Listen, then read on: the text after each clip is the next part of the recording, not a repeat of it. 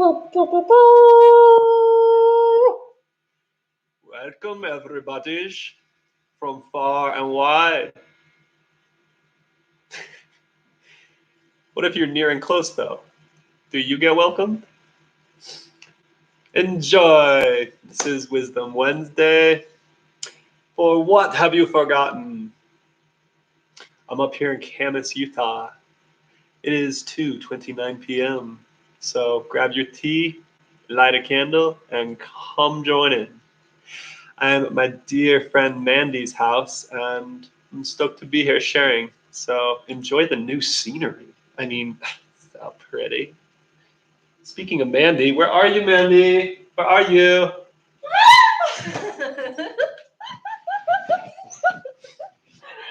I wasn't expecting that.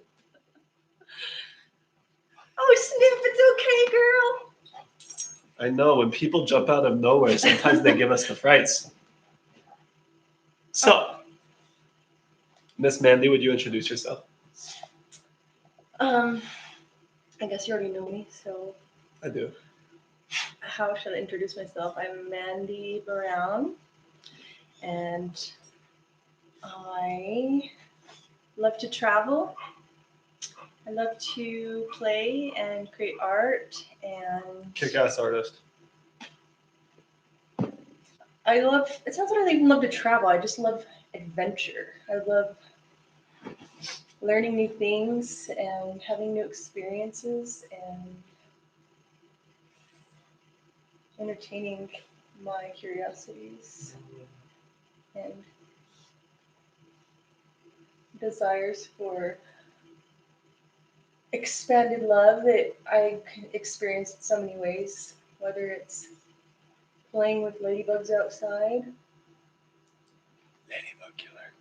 No. Ladybug killer. Anyway, what else?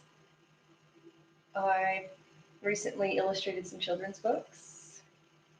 And can I tell the secret about yours? Well, I want to write this down first. I can't see, though, without my readers. Could you hand me those? These? You know, vision, right? I can see better. I don't believe it. You don't believe it? Okay, so I put them like this so I can see better. Tell me about your art and your books.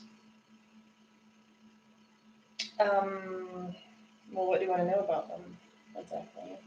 You said you illustrated books. Well, I've had some friends approach me and ask me to do some illustrations. Actually, they were strangers at first, and they became friends. So one book is called The Great Whale and the Mighty Eagle. Yeah. Written by Lauren Lambert. Ooh. And there's another book called Moms Can't Get Sick, written by Sarah Barstow. And Gary Mead was the first writer that asked me to illustrate a book, and it was called My Second Tree Book, Look Up. And I'm working on his third one now. You are? Yes. Illustrating the covers or pictures in the book too? All of it. All of it. Mm-hmm. Sweet. And that one is called Magic Up Nature's Sleeve. That's a good title. Magic Up Nature's Sleeve. Nature's like, you guys ain't gonna expect that. That's good. You're also illustrating my book, aren't you? Yeah, I did the front and back cover. That's why I wanted to say I didn't know if it was a secret. It's a super secret. Shh, don't tell anybody until you see it. So am I doing any of the pictures in the book? Yeah, if you want. Okay, we'll see. Okay, we're gonna see. We're gonna see. We'll wait and see. We'll see. So yeah, let's get right to it. Today's episode is about perspective. So a couple of things on the docket. Mainly talking about a few key things which I think are really important to bring up right now. It's really present for me, and I notice a lot of people are healing and going through trauma, and I find the importance of talking about sexuality, sensuality, and the perspective from a man and the perspective from a woman, and seeing where they meet and how you would encourage both parties, men and women, to embrace their sexual nature, embrace what they have instead of repress it further. So we'll talk about that, celebration, and wisdom itself. So yeah, let's get right to it. So, what does sexuality mean to you? I never thought about what it meant to me. I guess in the beginning, when I was a teenager and my hormones kicked in, I guess,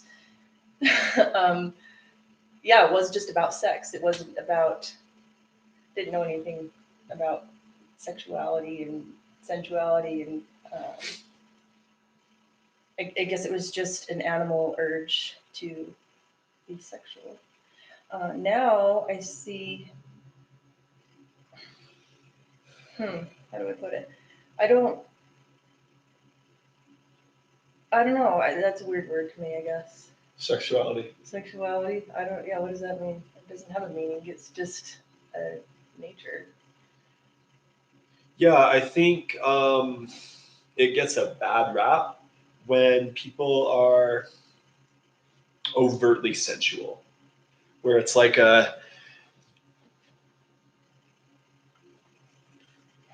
it's just this type of No, I see. overt allure. So the thing, right? When I was in high school, I suppose when my hormones did kick in, and I must have had some sort of aura because I was getting sent to the principal's office. I didn't do anything. But, oh, she's wearing a tank top. Well, what about these other girls wearing tank tops? How come they don't have to go to the principal's office? Oh, but your tank top's just extra showy. Actually, no, hers is a little bit shorter than mine. Why am I? So I felt like I was picked on. I mean, I look at it different now because I realize that I have a strong energy field, I suppose that's what you want to call it. I just happened to catch everyone's attention. And so without even doing anything, but it was because the way I was dressed wasn't proper, even though other girls were wearing certain things. Yeah. I was just being myself. And I did engage in sexual activities, I guess, at a younger age. I had no thought about it. I was just living my life. Sounds like you were just following yourself. Yeah. Right? But then I did get a reputation, and I was shamed. Those reputations, man. I was shamed, and I began to not like myself, and thought I was wrong, and it wasn't even just that. I guess it just hurt because I was being rejected for just being myself, right? And treated in a way that was not compassionate. It was more, name calling, and like you said, they get a bad rap for being this way. But I feel like I grew out of that for sure, and then in my 20s, I did some exotic dancing for a couple of years. Fantastic. And with a really close, really great friend of mine. Do you look back at that with like fond memories? Oh, it was so much fun. Yeah, absolutely. It was very, because not only, it wasn't even just about, dancing like half naked. It was even being on stage. I was already it was just, I guess, so shy or closed off, if you want to, from really sharing. So that was just really liberating experience to open up, to be vulnerable, to express. I've always, I've loved dancing. So it was fun to just get out there and dance, and then it felt safe in it, actually, in a club, a strip club. It felt safe to express my sexuality and sensuality. It felt like it was welcome there. So even though a lot of people look at it as still, then, and I wasn't ashamed. I didn't try to hide it. I told my family, my dad. I wasn't looking for approval. I already knew nobody would like it, but I wasn't hiding it. Well, you're talking about that stigma around it, but you're seeing it from the inside, and its personal meaning to you was liberating, freeing, and safety in a time after where you were repressed just for your nature.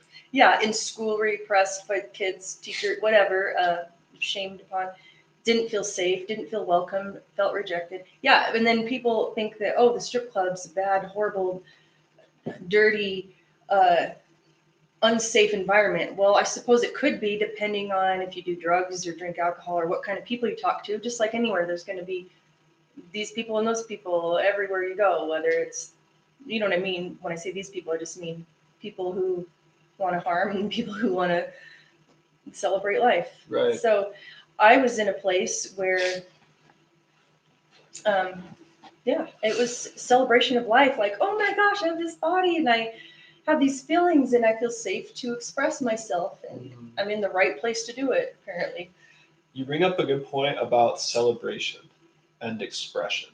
And like, I notice that when we feel safe to express ourselves, we evoke more celebration. Like fireworks are loud and obnoxious, and they're beautiful, and dogs hate them for the most part, right? Do your dogs hate it when the fireworks go off? So, like, I find that celebration fact is a very extroverted behavior, and so like we can celebrate outwards, but we can also celebrate inside for those private moments or little wins. Um, and I also like what you were sharing, and I agree that like to me, sexuality is a gift, and the abuse of it that moves into giving it a bad rap.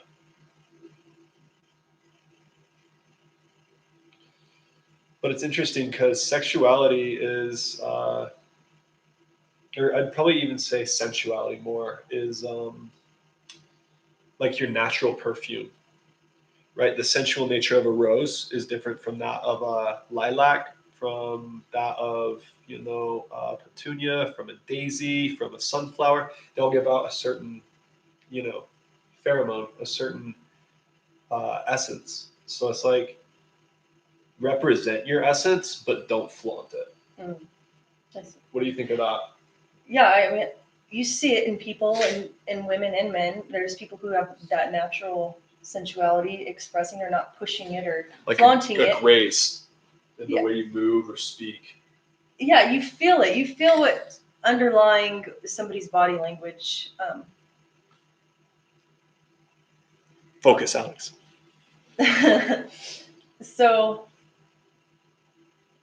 I mean, who's to say not that any of it's wrong, really? I mean, but it has a feeling to it. I mean, it is kind of abrasive, or it might be not very comfortable if somebody's trying to too hard just to, like you said, flaunt it. Right. Um, So what turns you off when, what repels you about sexuality and people's relationship to it? I heard flaunting and like pushing it upon someone, like using your sexuality as like a weapon. What else would turn you off about sexuality? um, when people just disregard the spirit and just they disconnect, or it's something separate from sexuality, no, I'm not, again, I'm not saying that it's wrong. I know there are people out there who are animals. They're more of the animal nature. I can be an animal, but I also let spirit be first. You know what I mean? I might have these animal urges, but I connect with spirit first. I feel like for people who just it's a turn off when people just, is that what you're talking about? Am I answering this right? Yeah, I mean, your answer is beautiful and valid, Okay. however, but I hear like disregarded behavior. So I would equivalent that to they're not paying attention. Is this right for me? Or when they're not present, Yeah. because they already have an agenda without really. So yeah, I guess having an agenda is the. That nixes it off the get-go because their agenda is like, I want to get off, or I want to get laid, or I, instead of approaching how can I create the best experience between me and this person tonight? Whether it's a one night stand or whether it's a long relationship or, it's just a intimate dinner with friends. Like, how can I be in the clearest and purest relationship? To me, that's where sexuality blooms, and you just get this clear understanding of both parties, and it's fun for both people. Well, it seems pretty good to me. Anything else you want to mention for like the first person who's going to see this? Not the second, but the first. Second person, you get something else. First person, anything you want to say? Just in like final remarks to sexuality. You don't have to try. You just let it be. But no, I guess I don't really have anything to say. I like that. I like that a lot. You don't have to try. You don't have to hide it. It's just about being yourself. Being yourself. Mm-hmm. And it all just flows naturally. Even you just accepting yourself for who you are, what you have already. So I want to bring this up. For anybody watching, there's a series on Netflix called The Goop Lab. Gwyneth Paltrow has been doing work, and one of the episodes that is, I feel she really represents the cleanest, is that about women's sexuality and orgasm and clarity, owning and loving your body. And I think it pairs well with what you just said about you don't have to try, just be yourself. And so I'd recommend watching that particular episode. It's like 30, 40 minutes or something. It's worth it. Cool. So moving on, we discussed sensuality, sexuality, a little bit about celebration. And I love our conversation earlier about celebration. We were talking about the evolution to celebration, and it starts with expectation and moves into detachment. And then after the final stage of detachment, it moves into celebration. And I love this pairing because we don't have to expect anything to change, because the expectation pushes you, and that which you're expecting, it pushes you farther away from it. Right? So, like bringing it back to sexuality, if I expect to be in a relationship and I'm moving from that expectation frequency, it's gonna, distance myself from her or yourself from him or whatever you're. Yeah, it's pushing. It's pushing. Exactly, because you push. There's a equal and opposite. So when you see this, you detach. You're like, oh, let go. And after enough of this, you realize that part of the celebration is in the let go of the hug, the art of exiting the kiss, the art of the last bite of the meal, the art of the last ski run of the day, so on and so forth. And when you start to see that sweet bitterness of that goodbye, it's like, oh, that's the final turning, at least for me, into the art of celebrating it all. Each word that comes out, every sight, every awkward stare. Why are you scowling at us, Alex? So it's like that beauty of celebrating, and to me, that's some of the best sex I've ever had, has been just pure celebration of her, every inch of her, every breath, everything, and her the same to me. It's just this adoration for everything. So celebration. What would you add to that, or anything you don't agree with on that? I would just add to make sure you celebrate something every day. I mean, Celebrate something every day. you can look for one thing to celebrate, even if it's just a little minute celebration. I mean, I feel like it's kind of the same as gratitude. Yeah. I mean, isn't that why people celebrate? They're thankful for something. Thanksgiving. the celebration of Christmas with present giving, at least in the And then Christmas, I mean, I guess it's different in every culture. I Right. mean, holidays have turned into some weird stuff, these days. But everyone's celebrating because they're grateful for some experience. So I feel like maybe celebrating is like just more emotion put into the gratitude that you have of whatever it is. Yeah, I really like that. Because the celebration, yes. Yeah, I don't even need to say anything more about that. That's like, yes. Okay. So, talk about a little bit of perspective. To me, perspective means what your personality thinks about a situation. Perspective is oftentimes very much rooted in the ego base. Remember, the ego is not bad. We'll get into that in later episodes. But perception is your personality's opinion on something. That's why people can have different perceptions on the same thing. So, like, if you're coming from an objective place, your personality is neutral and unbiased. This is Vulcan, right? It's detached from emotion, so they have a clearer perspective. But I think it's not about disregarding subjectivity, but embracing both subjectivity and objectivity. So you can say, I have this perspective, I see it this way, but I'd like to see the way it really is. So we're not just projecting. Interesting that projection, perception, and personality all start with P. But to see the way it really is still, there's still infinite ways to really see it. So, What do you mean by that? well, I mean, I suppose maybe it just depends on what it is you're perceiving. But for me, I feel like for most things, I feel like can be perceived. There's not just one real way. It depends from what angle you're looking at it.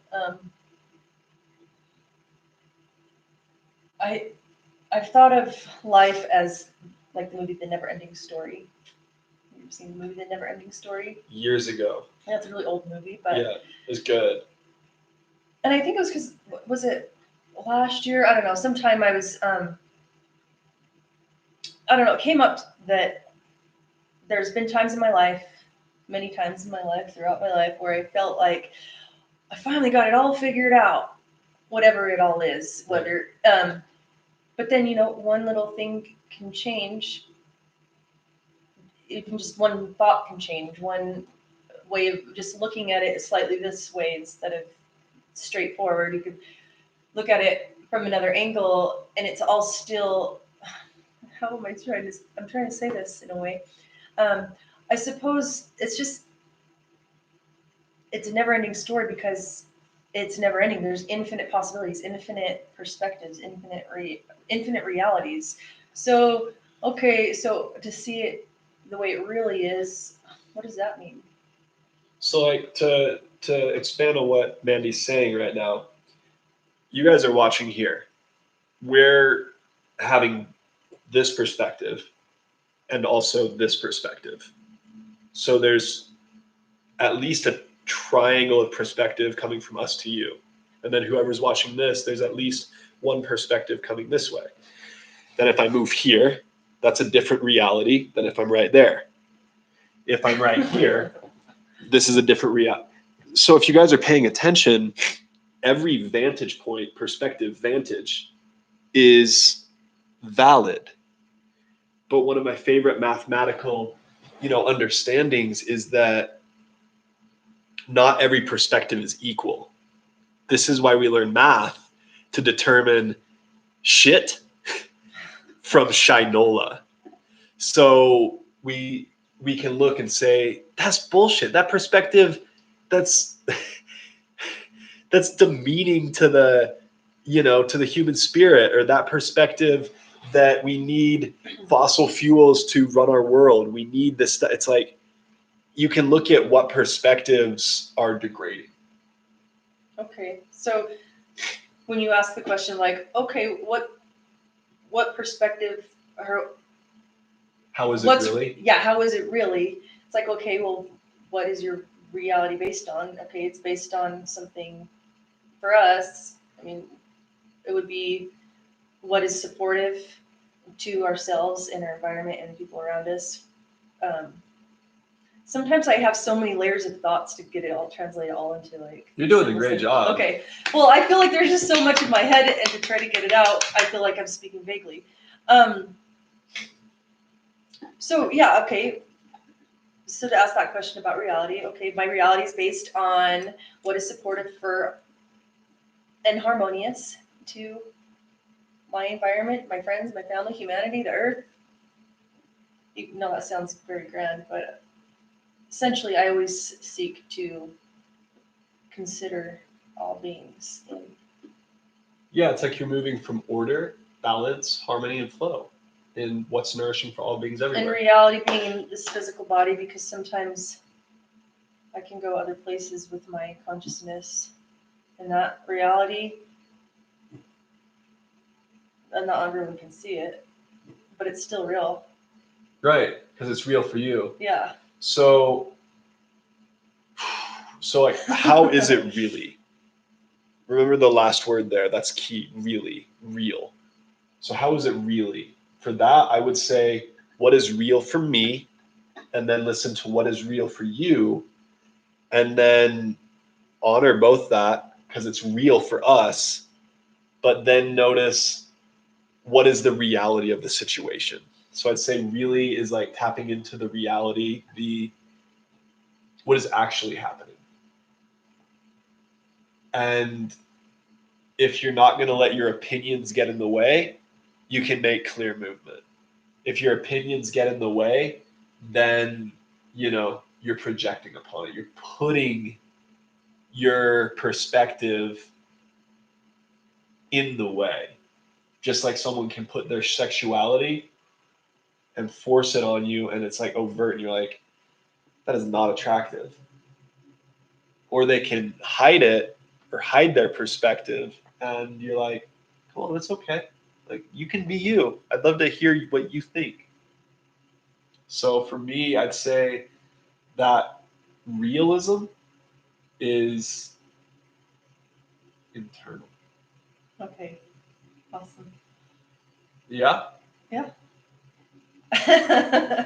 Well, it's funny because we're talking about perspective, and then we went on this whole rant about what is real, what is really real. Ooh. I'll woo you. Ooh. So, yeah, good. I don't know what else to say about that.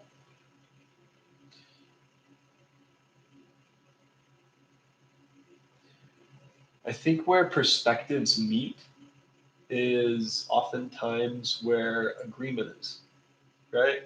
And where perspectives difference is when there's difference. Now, if we're celebrating, we can enjoy each other's differences, like a fence between my house and her house. It's a fence, that's a difference, it's a divider. But when the differences become something we fight over, I think that is childish. Immature. Right. So, what would you say to people who are looking to enhance the way they come to someone with a different opinion or with a different perspective? Like an unapproving father, or a mother who's disowned you, or you're fighting with a best friend, or you think you should get a raise at work and your boss doesn't. How to still the wave, how to quell the waters in them. What advice or what would you do in those situations? Let it be. I just, you can state, okay, tell person or people, accept that you have a difference, and that's okay. Okay, you see it that way. I see it this way. I think it's important to express how you feel, and then, okay, let's move on. But I don't think that you have to, like, make it a big deal. I think it's important to, like, in most cases. But at the same time, you just have to let it be. And then I feel like oftentimes, if you get enough space apart of not even talking about that subject, things start to settle, or people, you plant the seed with just sharing your perspective. Um, and same with whatever maybe their perspective is. It's like, okay, in the moment, sometimes when there is that disagreement, sometimes it's uncomfortable. And so if you sit there and try too hard to work it out, there's no working it out because it's different anyway. But yeah, take the time to just let it be and take space. And then oftentimes I feel that new ideas come, or you might begin to see it their way, or they might begin to see your way. And if no one sees it anyone's way, either way, it feels more comfortable because you've let it just be as it is. I don't know. That's So let it be. Give space. What else? celebrate the differences, because if we were all the same, how boring would that be? It'd be gray. God. Ew. Ew, that's gross. Yeah. And like, so I may have said this before, but the Vulcan IDIC, the IDIC, is their philosophy. And I'd like to share it with you. It's IDIC means infinite diversity in infinite combination. So IDIC, Vulcan, right? So that is what you're celebrating. Is when you celebrate the difference, it allows for connection through everywhere.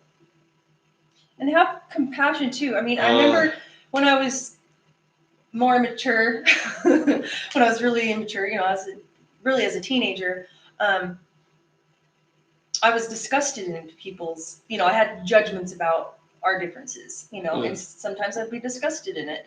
But as I've matured, I really feel grateful. Like when I see some perspectives that are low vibe, just don't feel good, unhealthy thinking. And yeah, I want to help people to see it in a way that helps them to feel better, but it's not always the case. What makes me feel better doesn't necessarily help somebody else feel better. But anyway, so when you have to accept the differences, I just feel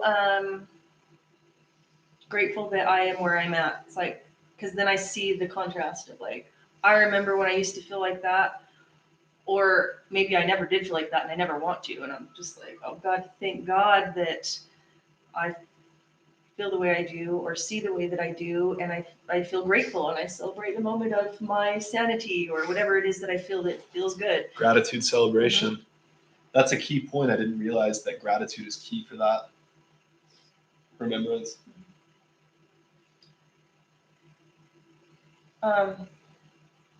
But again, and sometimes I might even feel like with differences that where somebody else is suffering because, okay, never mind, let's just erase that part.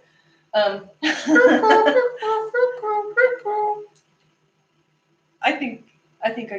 feel like I'll just keep talking in circles if I say anymore. So. Dull the sharp knife. Yeah. It's cool.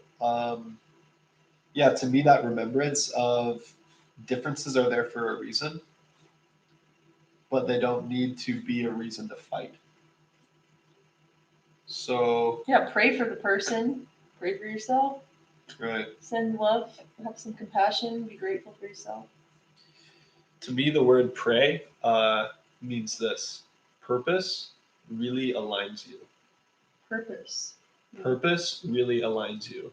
So like if you pray for the individual, if you're praying for like, change your mind, give me the raise. It's like, no. That's not a prayer. No. Or if you're like, you're praying a desire. That was a desire. I mean, I think there's a difference for sure. So like, let's say it's like, a disapproving father and you're just like, ugh, you're so stupid. I love you, but you're so stupid. Please change your ways. Again, purpose really aligns you. So what are you doing in that moment? To me, if it was a disapproving father, I would, and I wanted to change his mind. I'd be like, how can I show up in a way which changes his mind, like to be the change. Mm-hmm. Or what can I do, or what can I let go of at work that would showcase I'm worth more money? To me, that purpose would, align you. Like, you'll get the message back, and then it's up to you to do it. That's pretty good. So, guys and gals, I'd like to give it up, round of applause for Miss Mandy. Thank you for joining. So sweet. Thank you. And I'd like to conclude with, just a few minutes, probably like 5 minutes, just talking about wisdom. Because these are Wisdom Wednesdays. So to me, it's a day where it's like to really celebrate that essence of divine wisdom. And what does, in like either one word or a few short words, like less than a sentence, what does divine wisdom mean to you?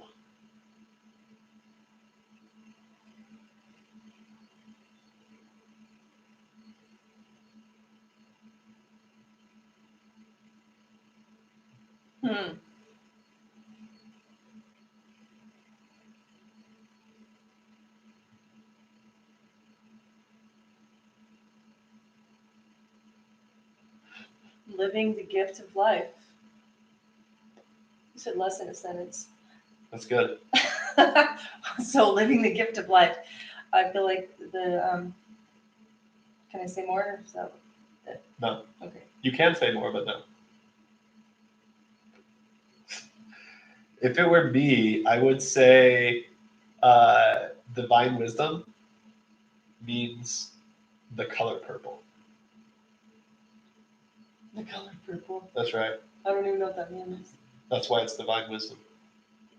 An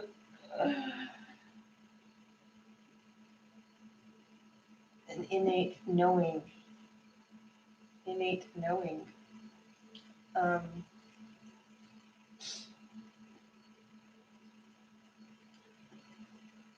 So as the final note, what do you like about wisdom? And then when would you say wisdom gets in the way? Like, what I don't you wouldn't like about it? say that it gets in the way, but what I don't like about wisdom is learning it. Please tell me more on that. Well, oftentimes you have to go through some sort of challenge Yeah. or struggle or Yeah. pain to learn the wisdom. So that is not always fun. It's never fun. I mean, I suppose there have been challenging times of learning wisdom that because I knew what I was going through and I knew I had something great to learn, that helped me get through it. And because I knew it was divine wisdom, that's what helped me through the pain and suffering of it. So I feel like wisdom too is, you learn wisdom through. I think once you have the wisdom, you don't have an emotional reaction to a situation that would come up again, like something from the past that I feel like that's when you know that you've learned the wisdom, is when you can clearly see a situation without having an emotional charge, an emotional reaction. You can have an emotional feeling, I feel like, but not. Does that make sense? Yeah, it does. But yeah, and you don't have a reaction because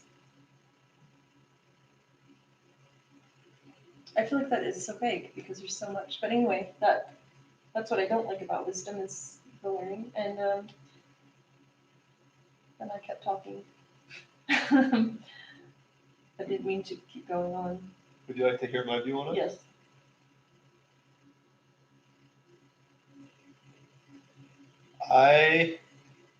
To use a naughty word, I am a slut for wisdom. I absolutely adore it. It's just like, that's just one thing I live for. I love it. Oh my gosh. And what do you love about it? I mean, I love it too. I feel like I've gained so much wisdom, but I feel like I've gone through a lot over the years.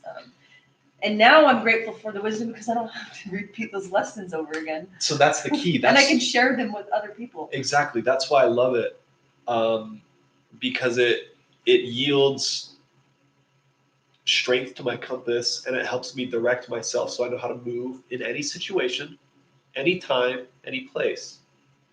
It's it keys in ways to operate better. And I feel a lot of poor operation comes from poor behavior, and poor behavior can be cleansed and solved through wisdom. Now, one thing I don't like about it, and I've learned this the hard way, hard meaning like the lesson way, right? Because sometimes you receive less wisdom by just watching someone else screw up, and you're like, thank you. Other times you watch yourself screw up, and you're like, oh God, oh God. But one thing I've seen is wisdom gets in the way when you try to teach somebody who doesn't want to be taught Okay, that's or I can unsolicited. see how that makes sense now. At first, I was like, wisdom doesn't get in the way; it's helpful. But no, if And you're then trying to force it again, use it as a weapon.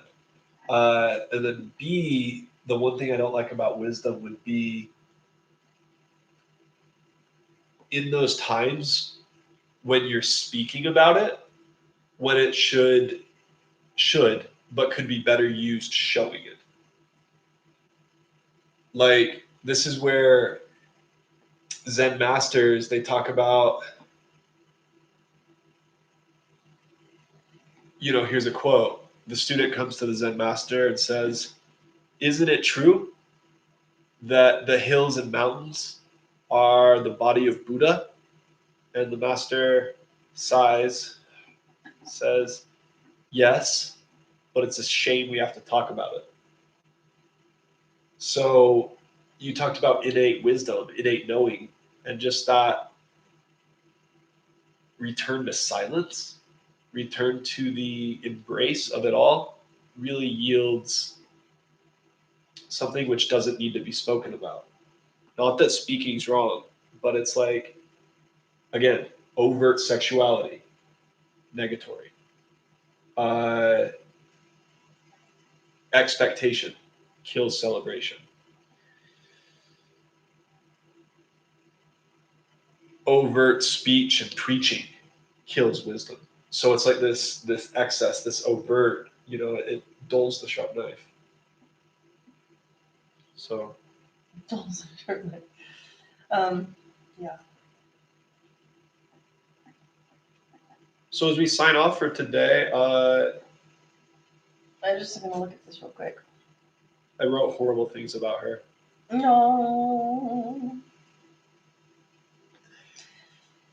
But yeah, the wisdom the thing I love about wisdom, because I didn't really say much about what I love. I just said what I didn't like about wisdom. But yeah, I love getting to share it in a way that it just comes naturally again. I feel like you said, be the change, right, be the example, right. just being yourself, being true to yourself. I feel like that's how the wisdom is naturally shared. It's one thing if somebody asks for advice Right. or, I love sharing it that way too. But I don't go looking to share it, but I feel grateful when I know I have shared it, and that feels good. And again, like you said, well, you said it in a different way, but it adds. What did you say about your compass? It adds strength to it. Strength. Right. Compass. Yeah. Life is more expanded and experience so much more. So, would you like to offer your information and any examples of your art I can post in the throughout the video and link in the description? Would you like that? Sure, you could do that. I could do that. I don't have a website. I attempted to make a YouTube channel so that I thought, oh, that's the way I could share my stuff. But I did make a YouTube channel called Heartspace, HART, Heart. So it stands for Hostess of Arts, a Therapeutic And hostess of arts. What's R? I can't spell right now. Recreational and therapeutic. Hostess of art, recreation, and therapy. Recreational and therapeutic. And therapeutic. Because recreational, I love to, dance, do 'cause workshops. space too. Yeah. So I feel like, self-expression through dancing and through intuitive painting. I've gotten to host a few of those throughout the years, and I enjoy that. Cool. And so anyway, that YouTube channel is just beginning. I have to learn how to use technology better, I guess. And then just my Facebook, Mandy KJ Brown. You could look at my art on my albums there, or whatever you post. Right on. So I have all sorts of styles. I guess it depends on who wants the art, what their visions are. I have my own style, but it definitely changes depending on who I'm doing it for. I would And what recommend. it's for. And I won't do just anything. It has to be something I resonate with. Okay. So. Good deal. As a closing prayer, if you'd come here. Come close. We got fire. Mm-hmm. So, do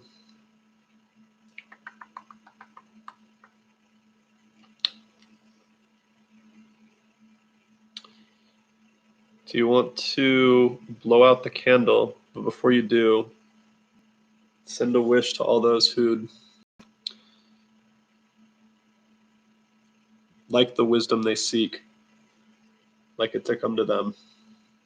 Would you blow a wish for all our fellow humans?